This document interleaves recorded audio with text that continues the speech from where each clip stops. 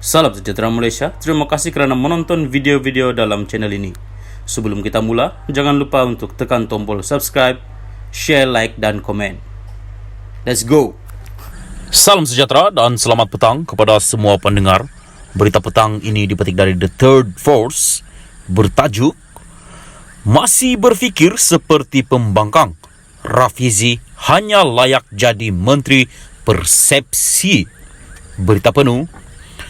Kenyataan sembrono Rafizi Ramli berhubung pertemuan Menteri Besar Perlis Muhammad Shukri Ramli dengan Perdana Menteri Datuk Seri Anwar Ibrahim minggu lalu jelas menunjukkan dia masih bermain dengan politik persepsi walaupun telah menjadi Menteri Ekonomi Kerajaan PHBN.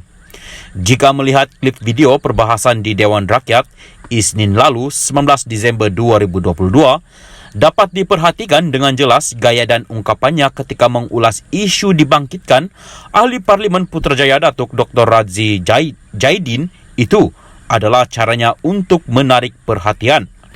Meninggikan suara di dalam Dewan Rakyat ketika mengulas sesuatu isu bukan sesuatu yang biasa dilakukan oleh seorang menteri dalam kerajaan terdahulu. Ketika Pakatan Harapan PH memerintah dahulu pun, tiada menteri daripada DAP yang meninggikan suara menjawab isu dibangkitkan Barisan Nasional BN yang ketika itu menjadi pembangkang. Rafizi patut belajar lagi daripada isteri baharunya UMNO. Namun cara Ahli Parlimen Pandan yang juga timbalan Presiden PKR ketika mengulas pertemuan Shukri dan Anwar itu sambil meninggikan suara dilihat seperti menunjukkan kesombongan dan keterujaannya untuk berucap dalam parlimen setelah menjadi kerajaan. Malah, dengan gembiranya dia seolah-olah mengatakan kerajaan Perlis di bawah pentadbiran Perikatan Nasional kini menjadi pembangkang di Dewan Rakyat merayu bantuan kerajaan pusat pimpinan PHBN. Apa yang Rafizi sebut? Wakil dari kerajaan negeri yang pertama yang datang berjumpa yang amat berhormat Tambun Anwar bukan daripada Pakatan Harapan, bukan daripada Barisan Nasional. Meninggikan suara daripada Perikatan Nasional daripada Perlis, baru jadi ambil ahli kerajaan, datang berjumpa Menteri Keuangan minta komitmen supaya dapat bagi bantuan keuangan daripada pusat. Yang pertama sekali datang jumpa untuk minta bantuan keuangan bukan daripada Barisan Nasional, bukan daripada GPS, Gabungan Parti Sarawak, bukan daripada Perikatan, tapi yang dibawa Perikatan Nasional katanya. Jelas daripada kenyataan itu, Rafizi mahu memalukan dan menunjukkan kepada rakyat bahawa kerajaan negeri pimpinan Perikatan Nasional tanpa rasa segan terpaksa merayu bantuan daripada kerajaan PHBN. Sebaliknya, apa yang berlaku sebagaimana penjelasan Shukri ialah kerajaan Perlis dijemput oleh Anwar sendiri untuk mengadakan pertemuan. Dalam sidang media di Dewan Undangan Negeri Dun Perlis semalam, Shukri berkata pertemuannya dengan Anwar bagi memenuhi undangan daripada Perdana Menteri setelah Perlis kini ditakbir oleh Perikatan Nasional. Apabila saya melihat perbahasan dalam sidang parlimen semalam, Rafizi ada menyebutkan hal berkenaan dalam perbahasan. Saya rasa kesal kerana ia bagaikan satu penghinaan kepada rakyat Perlis yang memilih PN pada pilihan raya umum ke-15 lalu. Saya hadir berjumpa Perdana Menteri pun dalam suasana mesra dan lebih banyak membincangkan mengenai perkembangan semasa dan pembangunan di Perlis, kata Shukri. Beliau turut kesal dengan kenyataan Rafizi yang mempolitikkan pertemuan itu yang memberi gambaran seolah-olah kerajaan Perikatan Nasional Perlis sedang meminta sedekah daripada kerajaan persekutuan.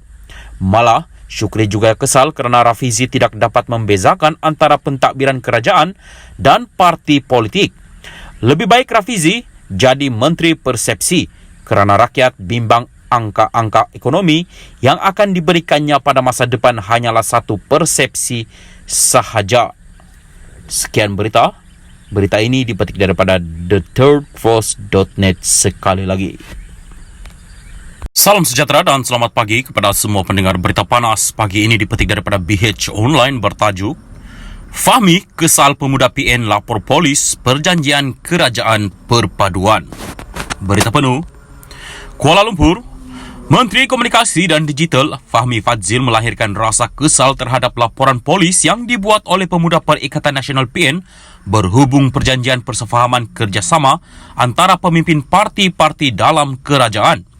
Beliau turut menyifatkan tindakan itu sebagai biadab dan tidak menghormati keputusan Majlis Raja-Raja kerana mendakwa perjanjian yang diusahakan oleh Kerajaan Perpaduan sebagai satu pakatan jahat. Kita kena ingat, Kerajaan Perpaduan ini ditubuhkan atas nasihat yang di-Pertuan Agung Al-Sultan Abdullah Riayatuddin Al-Mustafa Bilal Shah. PAS dalam kerajaan sebelum ini pun pernah tunjuk sikap derhaka kepada tuanku.